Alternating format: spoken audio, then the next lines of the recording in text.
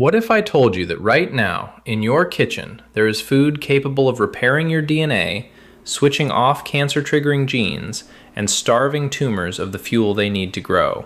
Common, everyday food. No surgery, no prescriptions, no side effects, just food. Now, before you think I'm exaggerating or trying to sell you something, stay with me, because the information I'm sharing today is based on serious, peer-reviewed science, and it could truly change the way you think about every meal for the rest of your life. My name is Dr. Nurulla. Welcome back to the channel. Today we are diving deep into one of the most exciting and under-discussed fields of modern medicine, the connection between the food you eat and the health of your DNA. Let's start with something most people don't fully appreciate. Every single day, the DNA inside your cells is being damaged. This isn't a disease. It's not something that only happens to sick people. This is biology. It happens to every person on this planet. Your cells are under constant attack from free radicals, environmental toxins, UV radiation, and even the byproducts of your own metabolism. All of this breaks down the genetic code inside your cells. Now, here's the most important part. Your body has specialized systems made of enzymes and proteins designed to repair DNA. The question isn't whether you have these systems. You do.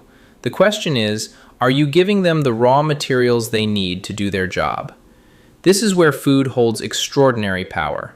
Scientists have now identified a class of natural compounds in certain foods that don't just support these repair systems, they actively supercharge them. They flip on protective genes, and some do something even more incredible. They interfere with the biological processes cancer cells need to survive. I want to introduce you to the most powerful among them, explain how they work, and tell you exactly how to incorporate them into your daily diet. First, let's talk about sulforaphane. If you haven't heard this word before, write it down, because this compound is one of the most studied anti-cancer molecules in nutritional science. Sulforaphane is found in cruciferous vegetables: broccoli, Brussels sprouts, cauliflower, cabbage, and kale. But here's the catch. It doesn't exist in its active form in the vegetable itself. When you chew or chop these vegetables, you break the plant cells and trigger a chemical reaction that creates sulforaphane. It's the plant's own defense mechanism, and it turns out to be an incredible defense for us as well. What exactly does sulforaphane do inside your body? Studies show it activates a master regulator protein called NRF2. Think of NRF2 as the head of security for your cells. When sulforaphane turns it on, NRF2 triggers hundreds of genes responsible for detoxification and antioxidant defense. It boosts the production of enzymes that neutralize carcinogens before they can damage your DNA. It enhances the cell's ability to identify and destroy damaged proteins. Numerous studies have shown that sulforaphane can inhibit the growth of cancer cells and, in some cases, induce a process called apoptosis, programmed cell death, in tumor cells, without harming healthy cells. This last point is crucial. It's not a blunt instrument. It works with extreme selectivity. Scientists at Johns Hopkins University have been studying sulforaphane for decades, and the evidence base is staggering. The best part? Just 3 to 5 servings of cruciferous vegetables a week can provide you with significant, measurable levels of this compound. Lightly steamed broccoli is one of the best sources. Raw is also good, but steaming it slightly and letting it sit for a few minutes after chopping maximizes sulforaphane production. Now let's talk about another compound that works through a completely different mechanism, and this one might surprise you. It's called Resveratrol, and it's found in red grapes, blueberries, mulberries, peanuts, and yes, in small amounts, in red wine. Resveratrol has received a lot of attention over the years. Some of it has been oversimplified, but the actual science behind it is truly impressive. Resveratrol activates a group of proteins called sirtuins, specifically SIRT1. These proteins play a central role in DNA repair, metabolic regulation, and cellular longevity. They aren't called longevity genes for nothing. When these sirtuins are activated, they help your cells maintain genomic integrity. They assist in repairing double-strand breaks in DNA, one of the most dangerous types of genetic damage. They also help regulate the expression of genes involved in inflammation. And chronic inflammation, as I've mentioned on this channel before, is one of the primary environments where cancer develops and spreads. But resveratrol does something else that deserves its own mention. Cancer cells are very hungry. They consume glucose at a rate 10 to 15 times higher than normal cells. This is known as the Warberg Effect, and it's one of the defining hallmarks of tumors. Resveratrol has been shown to interfere with this process. It inhibits certain enzymes that cancer cells use to produce energy, effectively cutting off their food source, while normal cells, with their higher metabolic flexibility, adapt easily. Want more resveratrol? Eat a handful of blueberries every day. Eat red grapes. Add mulberries to your morning smoothie. These are simple, delicious, and provide profound protection. Another substance that I believe is undervalued in mainstream health conversations is quercetin. Quercetin is a flavonoid found in onions, especially red onions, capers, apples, kale, and green tea. It is a molecular multi-tool, rarely seen in the plant world. Quercetin has the ability to bind with DNA topoisomerases, enzymes that cancer cells need to copy their DNA when they divide.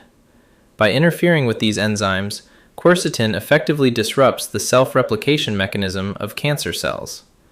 It also possesses powerful anti-inflammatory properties and inhibits the release of histamine.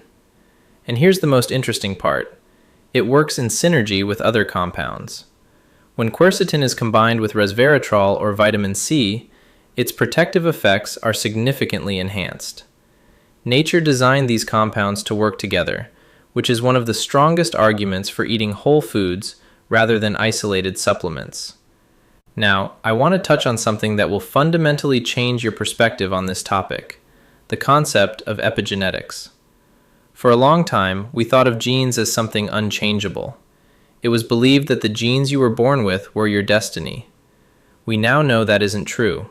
Your genes are more like switches, and your lifestyle, environment, and most importantly, your nutrition, determine which of those switches are flipped on and which are turned off.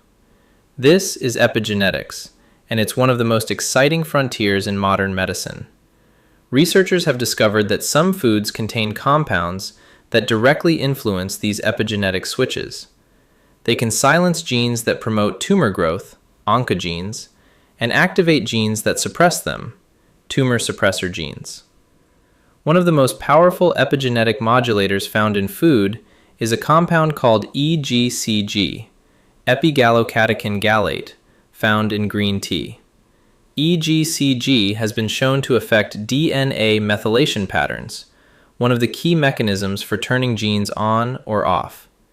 In cancer cells, tumor suppressor genes are often suffocated through abnormal methylation. Essentially, the cell mutes the voice of the genes it needs to prevent cancer.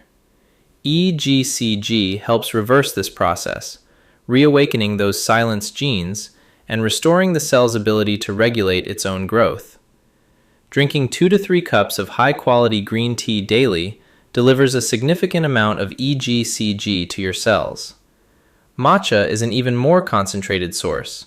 1 cup of matcha is roughly equivalent to 10 cups of standard green tea in terms of EGCG content. We must also talk about curcumin, because no conversation about cancer-fighting foods is complete without it. Curcumin is the active compound in turmeric, and the research on it is astounding. Curcumin works in several directions simultaneously. It inhibits NF-κB, a protein complex that acts as a master switch for inflammation and is directly involved in the survival of cancer cells.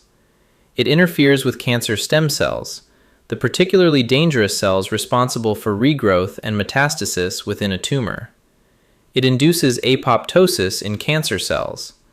And like EGCG, it has epigenetic effects, regulating the activity of enzymes that control gene expression. The challenge with curcumin has always been its bioavailability. On its own, the body doesn't absorb it very well. However, if you combine it with black pepper, specifically a compound in black pepper called piperine, absorption increases by up to 2,000%. Therefore, the combination of turmeric and black pepper isn't just a culinary tradition, it's biochemistry. Add it to your meals, make golden milk, or use it in soups and stews. Finally, there are omega-3 fatty acids, especially EPA and DHA, found in oily fish like salmon, sardines, mackerel, and anchovies. These fats incorporate directly into cell membranes, affecting how cells signal to one another. They have potent anti-inflammatory effects and support the integrity of DNA repair enzymes. Studies have shown that high intake of omega-3s reduces the risk of several types of cancer, including colorectal and breast cancer. Aim for 2 to 3 servings of oily fish per week. If you are vegetarian, algae-based omega-3 supplements provide those same EPA and DHA without the fish. So, what is the practical takeaway? My message today isn't about a strict protocol or a complex supplement regimen.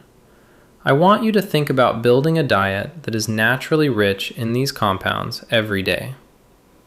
Cruciferous vegetables like broccoli or Brussels sprouts several times a week.